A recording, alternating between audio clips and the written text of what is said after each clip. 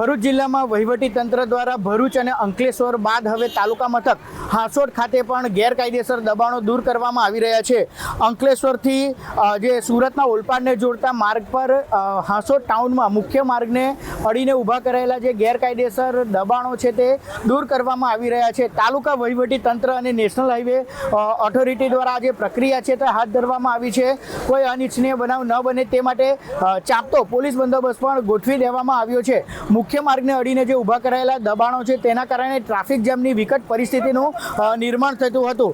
Express હાઈવેની connectivity Pungam નજીક અપાતા મોટાભાગના વાહન ચાલકો અંકલેશ્વરથી સુરત તરફ જવા માટે હાંસોટ થઈને જાય છે, ત્યારે આ માર્ગ પર વાહનોનું ભારણ પણ વધ્યું હતું, જેના કારણે ટ્રાફિક જામની પરિસ્થિતિનું નિર્માણ થઈ રહ્યું હતું।